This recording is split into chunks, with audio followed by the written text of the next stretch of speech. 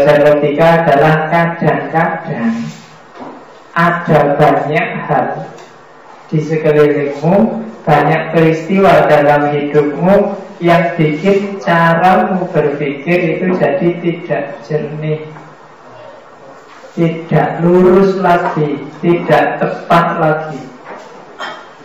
Kadang-kadang belok-belok dikit harusnya lurus, tapi kadang-kadang karena sesuatu terus jadi belok. Karena akal itu mudah sekali belok dan mudah sekali dibelokkan. Itu yang dikritik oleh Ghazali dalam Al-Mungkit Minad Dhalal. Kalau indera itu gampang tertipu, kalau akal itu gampang termanipulasi, gampang deviasi. Bisa masukin.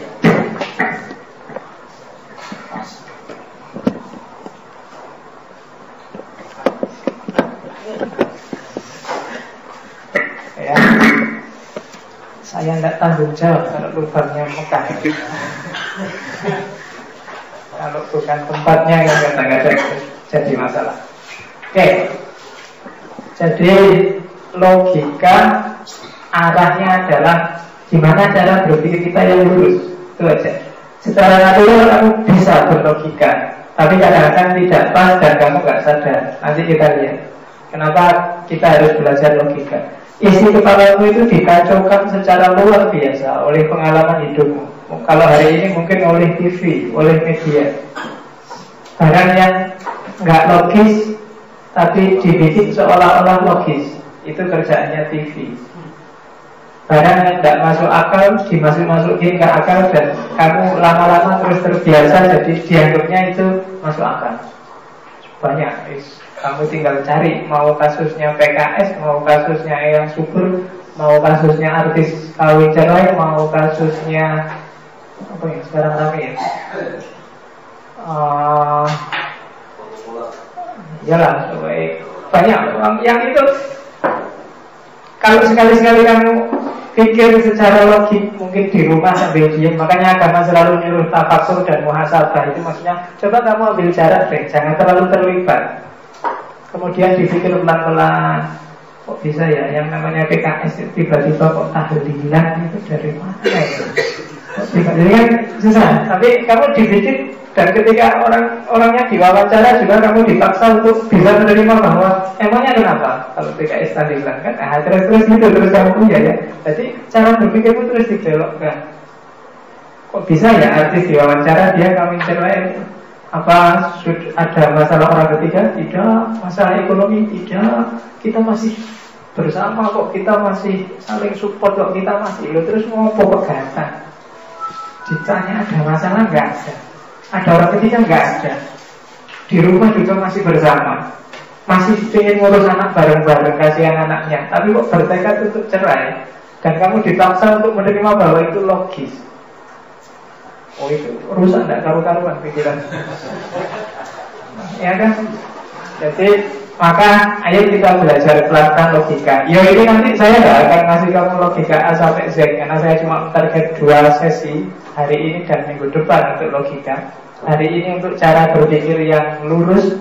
Besok minggu depan kita ngomong cara berpikir yang keliru. Nah itu aja.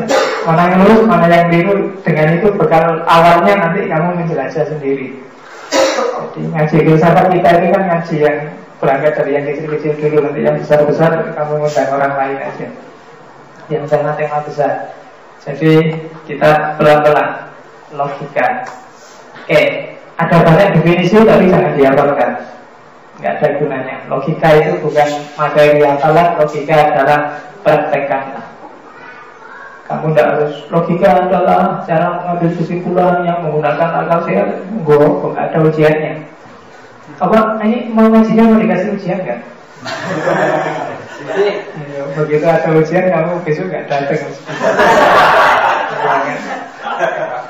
Oke, jadi cukup kamu tahu bahwa logika itu ke sana. Ada yang bilang cara mengambil kesimpulan, ada yang bilang itu alat untuk berpikir, ada yang bilang teknik menyusun argumen, ada yang bilang itu metode mengukakan pendapat secara masuk akal, ada yang bilang cara mematuhi aturan hukum berpikir yang sehat tentunya. Yang penting arahnya ke situ. Jadi cara mendayagunakan rasio, itu aja arahnya logika.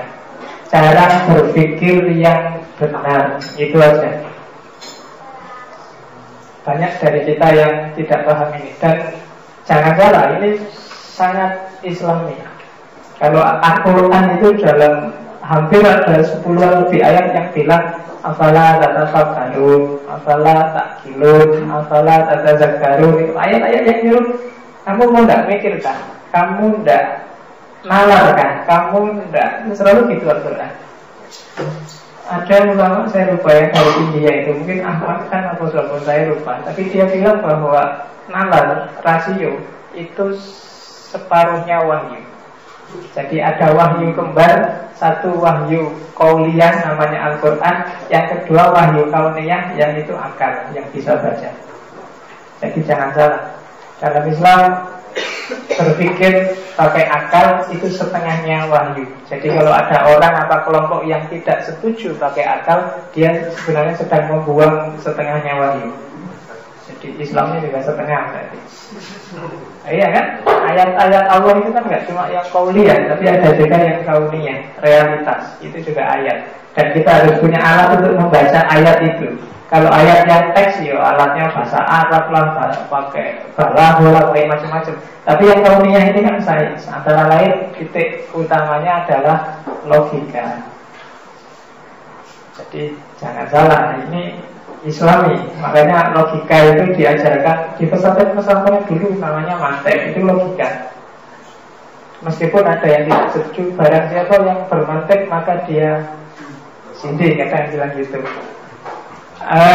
Itu kasus ketika Ghazali konflik sama para filosof, debat. Sebenarnya yang dipakai Ghazali untuk menyerang kelompok filsafat, menyerang logika, menyerang mantek itu ya dia pakai logika juga, dia pakai mantek juga. Jadi jangan salah. Nanti kalau ada sesi filsafat Islam kita coba bahas itu untuk menunjukkan bahwa sebenarnya Ghazali dan para filosof Islam itu tidak gegeran, cuma ngomong di level yang berbeda. Ghazali levelnya apa, para filosof levelnya apa, dan mereka tidak ketemu sebenarnya. Ghazali sama Ibn Rus itu tidak saling ketemu, tapi saling berpolemik. Ghazali sudah meninggal, Ibn Rus jawab. Mungkin kalau Ghazali masih ada, dia bisa jawab lagi. Dan itu sangat filosofis, tidak apa-apa. Intelektual itu gitu, tidak dikit-dikit ngamuk, tawuran. Kan gitu sekarang. Kalau beda dianggap musuh, dikafir-kafirkan, tidak kayak gitu. Oke. Macam-macam logika. Ya, kalian harus siap malam ini agak Spartan karena slide-nya juga banyak, materinya banyak. Jadi siapkan tanya yang banyak. Ya, jadi malam ini agak panjang karena materi logika yang panjang itu saya coba ringkas jadi 2 sesi. Yang pertama logika alamiah.